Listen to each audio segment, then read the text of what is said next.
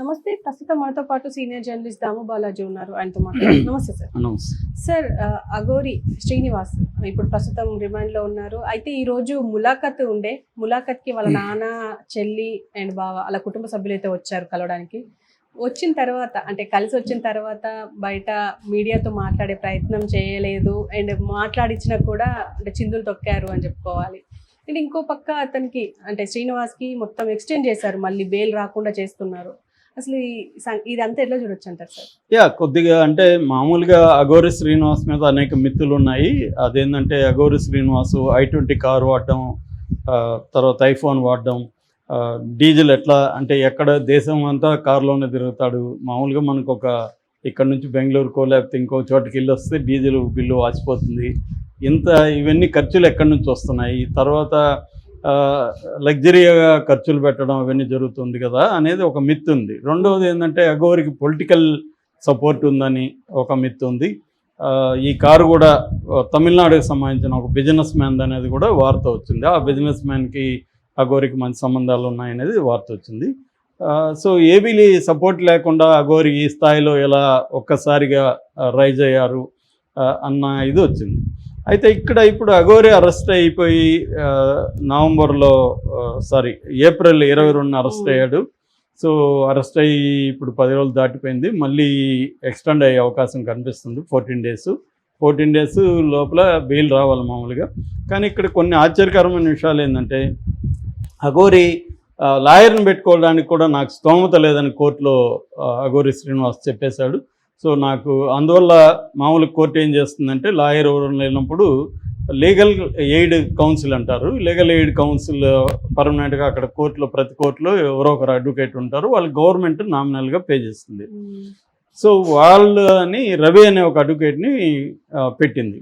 So ఇప్పుడు రవి మాట్లాడేది చూస్తే అతను బెయిల్ కాదు కదా, 10 ఏళ్ళు జైలు శిక్ష పడుతుంది అంటున్నాడు రవి అని. ఆయన మామూలుగా డిఫెన్స్ అడ్వకేట్లు ఎప్పుడైనా కూడా బెయిల్ తీసుకురావడం మీద డే 1లో కృషి చేయాలి. తర్వాత అతనికి శిక్ష పడకుండా చూడడానికి ట్రై చేయాలి. నేరం చేశాడో లేదని అది డిఫెన్స్ అడ్వకేట్కి అనవసరం. డిఫెన్స్ అడ్వకేట్ పని డిఫెండ్ చేయడం, క్లయింట్ని అతను నేరం చేసినా చేయకపోయినా డిఫెండ్ చేయాలి. అది డిఫెన్స్ అడ్వకేట్ చేయాల్సిన పని. అది కోర్టు చెప్తుంది నేరం చేశాడో లేదని. డిఫెన్స్ అడ్వకేట్ ఎప్పుడు కూడా నేరం చేయలేదని నిరూపించడానికి డిఫెన్స్ అడ్వకేట్ ట్రై చేస్తాడు.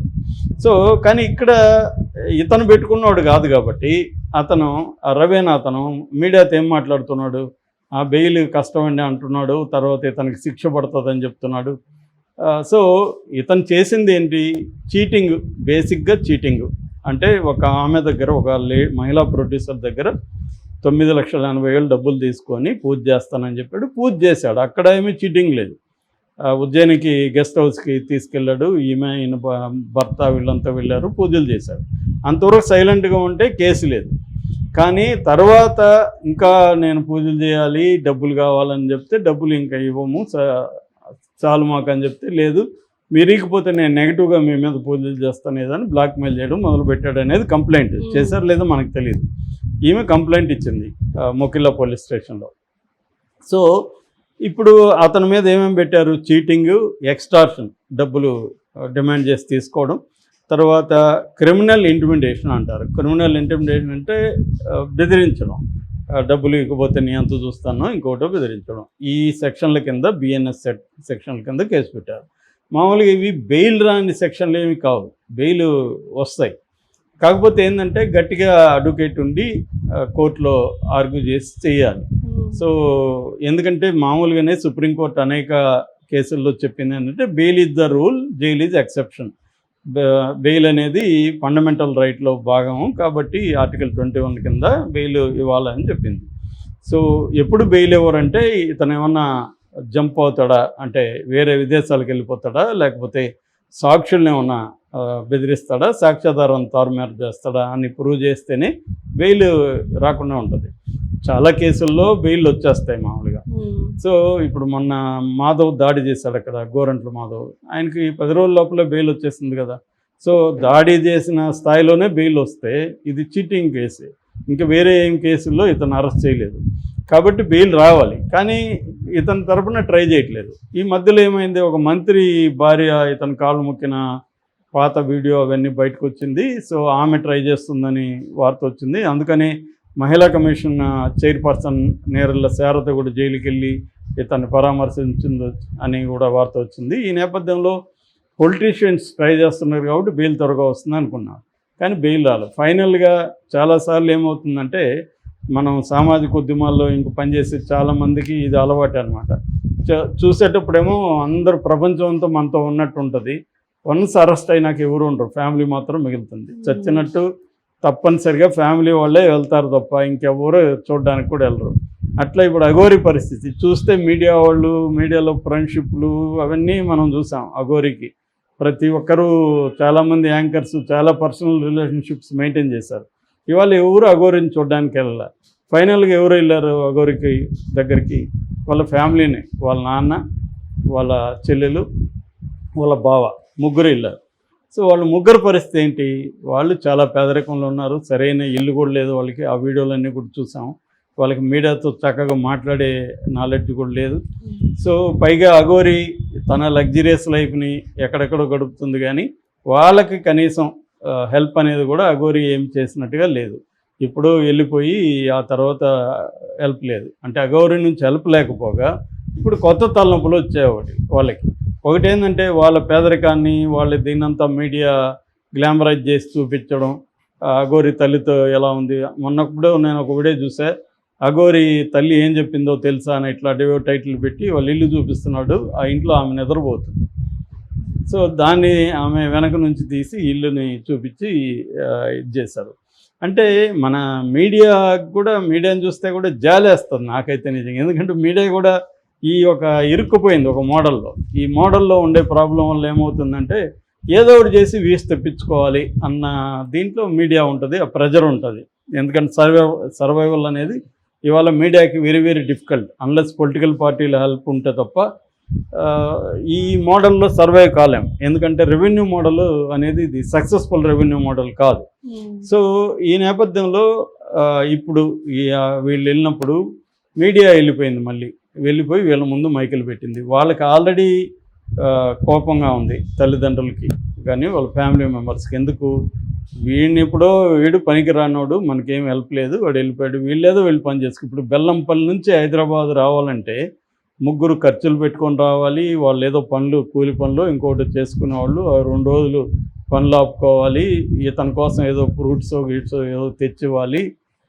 ఇన్ని చేస్తే మళ్ళీ మీడియా వాళ్ళు వచ్చి కెమెరా పెడితే వాళ్ళు ఏం చేస్తారు? వాళ్ళకి ఏం చెప్పాలి? వాళ్ళ దగ్గర ఏముంది ఇన్ఫర్మేషన్ చెప్పడానికి?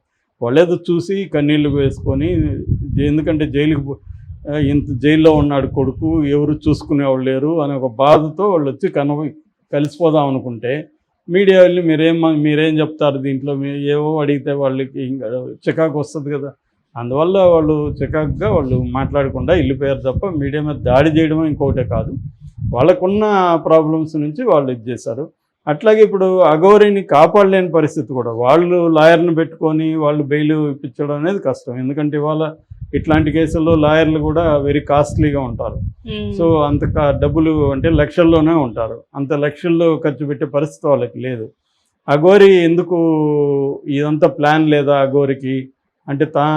అఘోరిని చూస్తే మనకేమనిపిస్తుంది అంటే నేను అబౌవ్ ద లా అన్న ఫీలింగ్ కనపడుతుంది ఇప్పటి వరకు.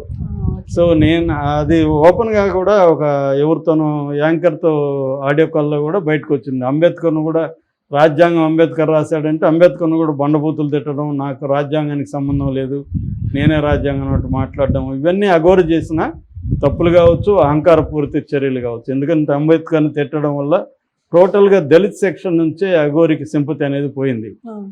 అట్లాగే ఆల్రెడీ హిందూ సంఘాలకు కూడా అఘోరి పట్ల కోపమే ఉంది. అంటే ఇష్టం వచ్చినట్టు చేస్తున్నాడు. అంటే సనాతన ధర్మం ఏదో ఒక క్లారిటీ లేదు.